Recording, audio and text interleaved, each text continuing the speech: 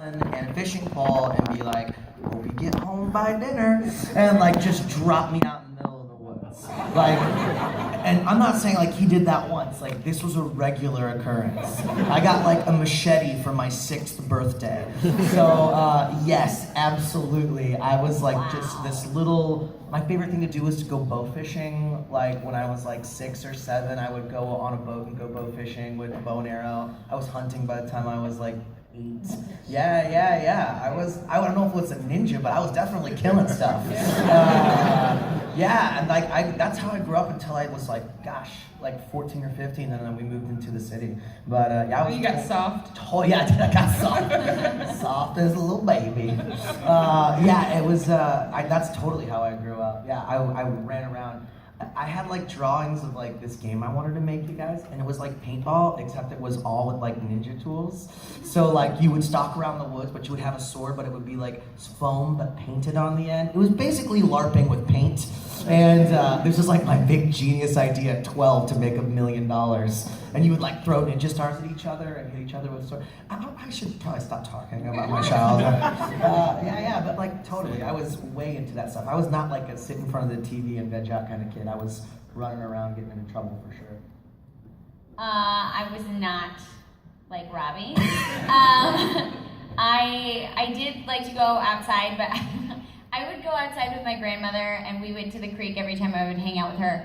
And I would go, look at this little, like all these mushrooms over here. I bet fairies live there. And I would like create these like fake worlds and hang out outside with all these like magical worlds. So yeah, no, not a ninja, but I was a very, very fantastical child as far as like, look at this magical world, the little people that live here. And I was an actor as a kid, and I took my job as an actor very seriously. I know Robbie said he was an actor, but I was probably the kid that you would have grown up with and been like, that girl I cannot stand. Because I was the one that was like, okay, we have work to do, so I know that you guys are like wanting to take time, but I have to have my lines memorized. I have to be ready to go because I'm a professional, and I also do my homework, and I know what I want to do. At 8 years old, I was like, I'm going to be a film director and an actor and have my own production company. And everyone was like, okay. I was like, no, I will. So I guess I was a very serious child and very imaginative. And I remember there was one audition. It was out here in LA. I went to this audition for a TV show. The casting director was like, we want to call you back. Will you be available for Monday? And I said, actually, I will not be available for Monday because I was just out here to get an agent coming back in a month. But I have a birthday party to go to. It's been penciled in, so I will not be able to make it to the callback on Monday. And she goes, it's a test session. And I said, okay, I have a birthday party. We've bought a present. We're having chicken nuggets. It's her birthday. It's funfetti ice. I've known her for years. I'm sorry, I'm not going to be able to make it. And so she goes, can I talk to your mom? The casting director went out. She was like, hi, can I talk to Jeremy's mom? And my mom said, what has she done now? And I was like, look, Mom, I understand the schedule. We have a flight to catch. We've got to be 2 hours early. Don't want to have any trouble with TSA, and so I ended up going to the callback, of course. We had to change the flight. And because I had told them everything that was going to be at the birthday party, I showed up at the test session. You pull out a planner, and it's like, at 3:30 in the ball pits. I could pencil you in at like a 2. Will 2 work? That was the child. You showed up, and there were chicken nuggets? Yeah, they broued chicken nuggets to the callback really for me. Sweet. Yeah, because they were like, well, we know that she really missed her friend's birthday party. I made my dad go drop off the present with a thank you note that said, Jeremy had a business meeting. She apologizes for her absence. You're right, I would have hated you. You would have really. I was a very weird kid. I was different from Robbie as well. I went fishing with my bare hands. I didn't need a bow and arrow. She dove into the water, resurrected. Anyway, no, I was a weird kid, and like I was much more like anal retentive, and I didn't like being splashed. It made me so angry. Just the way puns make me angry. I was just like, don't splash me! I was very like anxious little kid, but I was anxious for a reason because like I was like that like unfortunate child where like everything I was like, Mom, Dad, what if this and that happens. They're like, that won't happen, and then it always did. So I have big trust issues because I'd be like riding a horse at my friend's house. I'm like, oh, what if the horse like loses control and like, I don't know, runs me under that branch and knocks me off the horse? And they're like, this horse has literally never done that and never will. It's like, okay.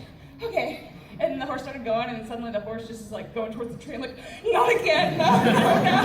The horse went like under a low branch. I'm like, so you were a literal cartoon as a child. Okay, just making sure. Even more so than I am now. And so I had a reason to be anxious, but I did have a ninja phase in high school where I was always like making jokes that I was a ninja, and this shows you why I had trouble in the relationship department. When I told the guy that I had a crush on in high school, Tim, I was like, because I couldn't actually tell people how I felt, so I'd be like super bro-y about it. And I'd be like, yeah, well, you know what, for Valentine's Day, I'm gonna give you a flaming arrow through the heart. And so I have a photo of me somewhere where I'm dressed up as a ninja in black, and I have a fake bow and arrow that I got, and I have like a paper heart that I drew that it said, "This is for you, Tim," or no, it said, "Happy Valentine's Day, Tim," and the arrow was on fire. I was like, I like this flaming arrow through the heart. And my favorite part about it was my sister remembers that, and she was like, because she took the photo, she's like, I was so afraid you're gonna accidentally let go. It still exists. I can find it. I can try to. I'll share it on Twitter if I can find it. Yes, please. Did Tim change schools? Tim to this day was like, this girl was severely bullying me. No, I think she loves you. Every time he's in a cafe outside, he's like, oh. I do remember. There was a guy at school that I had a crush on, and I always had this fear that if somebody was like, yeah, do you like so and so? They'd be like, well, they don't like you, and like run off. I was always afraid. I could like hear that happening. So anytime I saw someone coming toward me, and someone was like, yeah, I think he likes you, I would run away. So I guess that's sort of like I do remember like tearing down the hall. All you needed was the flash bomb. Just So like I guess that's sort of a ninja, but I think some people were probably like, Shermie really hated me. She like took off, and I didn't hate them. I just was scared. Shar took down the question. We should probably stop. No, it's fine.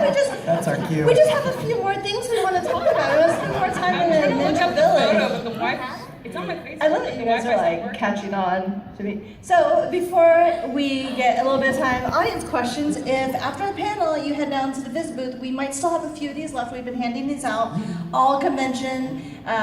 We may have some left. These free Boruto wristbands from the Shonen Jump team. They're really awesome. You can get them. Wear them on your wrist. Be a ninja. But before we get to some other questions updates, we have time for one more prize. One more. So if we could give Amy and Joel, this is just going to be one more. Now this is for the Blu-ray combo pack as well as the blind box.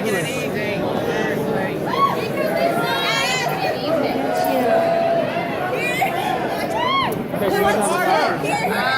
I see like, is it yellow stuff, like a duck or something, or a teddy bear in the air? It's a chocobo. I don't have my glasses on, so it just looks like a yellow blob. It's a chocobo. Good job. Oh no, it's a duck. It's a duck. I thought it was a chocobo. I'm an anime con. It's the right color. What is it? Hi, what's your name? Kayla. Okay. This one is actually pretty hard. Since Amanda picked the winner,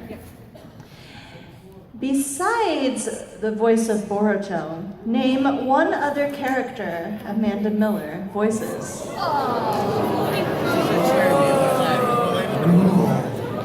Amanda, do you know this? I don't know the answer.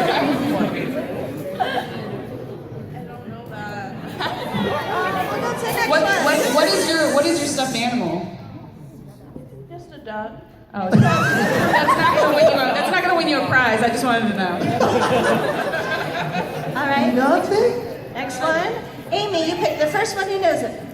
First one you see who knows it. Oh. Raise your hand if you know it.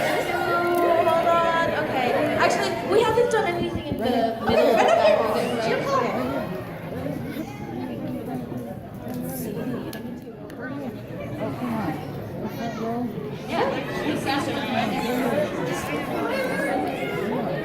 What about the size Red fuzzy stuff? Okay. I know, so much pressure, so much pressure. I don't see red fuzzy stuff. Let's do. Can you name another role? That Sailor Jupiter from Sailor Moon. Yes, she plays Sailor Jupiter. Yay! Very good. Now we've got some more treats later, but before we get to that, if you want to get caught up on Boruto, if you want to read the latest Boruto, the chapters come out in Weekly Shonen Jump. You can subscribe at the Viz booth or on Viz.com. This is what this week's issue looks like. It's got My Hero Academia and Hunter x Hunter returns. Yes. You also, if you get it at the Viz booth, you'll get this awesome Shonen Jump hat. It is beautiful, it is embroidered, it's amazing. And you'll also get a couple these really cool Yu-Gi-Oh cards that happen to be pretty overpowered. Yes, so you will get these if you subscribe to Shonen Jump. And now with that, we have just 10 minutes left. We're going to take a couple audience questions. Now before we do that, Amy, Joel, come up here. I have some more treats. Yeah. Because bravery should be rewarded. We only have time for a couple questions. I want you to grab this very special stack of posters. There's something special about each of these posters. So for each question our cast answers, they will get an autographed version of their poster. They're also haunted. Yeah. And these are the very first of these posters they've autographed. So raise your hand if you want to ask a question. And Robbie, you are on for the first one. Yes, pick someone, As a cosplay up front. I always skip up front, so I'll do cosplay up front. Hi, which character from either Boruto or Naruto do you most relate to? That's tough. Come on, guys. Probably Sarada. As I told you, I was a very hyper-focused, driven child. I was a professional. You know what? I feel like Rock Lee maybe because he was super weird. Yeah. He tried so hard. He looked at me serious like that's me. That was actually kind of gonna be my answer. Would be Rock Lee. He's definitely one of my favorites. I would do. I've got to think. Okay, I'll need help from the audience. He starts with he was Naruto's teacher that ends up. Say with the J. Right. With the big white hair. Yeah. Okay, well, stop yelling at me. I would say him just because he's kind of like this crotchety, perverted.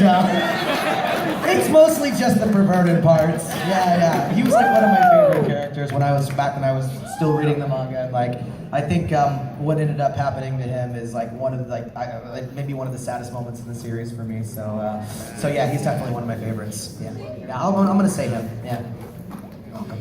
All right, Shermie, you pick one. I don't think we picked anybody on this. Yeah. Yeah, on the very, very end, second row. Oh, yes. Yes.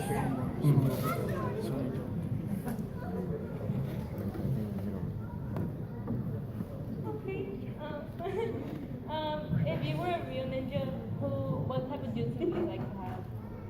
Oh. What was it? We were talking about this. If you were a ninja, what type of ninja power would you want to have? Ninjutsu. Tell us about your jutsu. Yeah. Can I use sexy jutsu harem on myself? Is that possible? I'm gonna tell Megan. They're not real and it's me. I think it's fine. It's like a supreme form of narcissism. Yes, that's the one. Narcissism no jutsu. No, all I would need was basic substitution jutsu, and I would overuse it all the time. It'd be like, time to pay for your coffee, and it'd be like, sure thing, and then it would go, and it'd just be a log, and I'd be outside sipping on my coffee.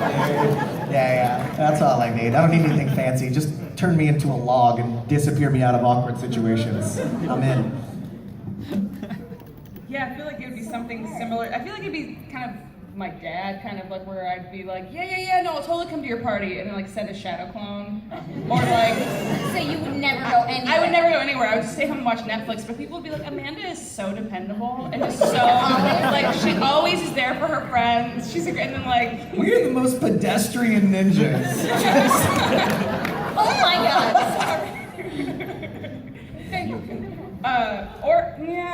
No, because I was thinking about that like yesterday. I'm like, there's times where I just wish I could just disappear to the floor, just kind of, or just like project that I'm still there, and then just like do a Max Middleman.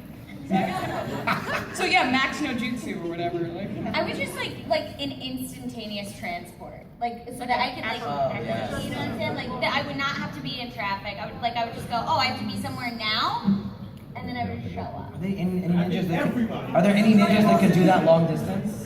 I just don't like all the time.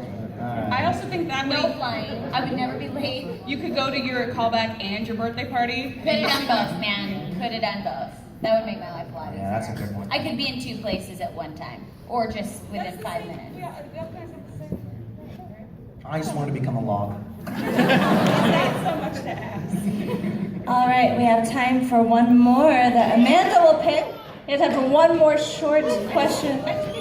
Oh, you just picked one. Who has it picked? Oh, I picked one. I picked one and Robbie picked one then too, right? You're Boruto. Yeah. One more quick question. Red shirt. Make sure they get their treats. You need to wear bright colors with me because I can't see anything. Hello. What's your name? My name is Tanner. My question is, in your very first voiceover work that you guys did, what was it like seeing yourself in whatever that was for the very first time? So maybe we'll stick with something theatrical. So animation, or video games, because not like a McDonald's commercial, super boring. Guys, what was your very first? I feel like my first anime was Squid Girl, which is like, I guess it's on Netflix or whatever now, but it was, I hate the puns, there's so many puns. Like it's like, I'm gonna invade the surface. But my character was a little boy, and it was kind of funny because it was the first time I'm like, oh, I guess maybe I could like make a career out of playing little boys or something, so it was kind of funny. I was like, huh. You do young boys justice? Yeah, young boy. Young justice. boy. So yeah, that was I know he said something theatrical, but this was sort of theatrical, and I was 7. And this, I thought it was really exciting. It was a 7-Eleven commercial, but we did a series, and my character was supposed to be a 3-year-old that was creating this crazy world of how one commercial was like how Slurpees were made, and you go down to the underground tunnel, and I like created this whole crazy universe. And then the next time was like pizza and like all these weird 7-Eleven foods that you eat. And I made them sound very exciting. And I remember watching the commercials, and I was like, that's me! That's so cool! But yeah, no, I'm telling people at school that nobody believed you. And it was very interesting because my mom, we were at a grocery store, and I was like, went to a 7-Eleven, and I said, Mom, this Slurpee is made, and I was like trying to tell the guy who worked at 7-Eleven, he goes, I don't watch my commercials. And I was like, oh, but I did it. And it's like really crushing that I was a 7-year-old who looked like she was 4. And I'm like, I did a commercial for you. This guy's like, that's so great, I don't care. But it was really cool getting to watch the commercial, and it was a little overwhelming for a 7-year-old. I didn't understand how that was happening. It was insane.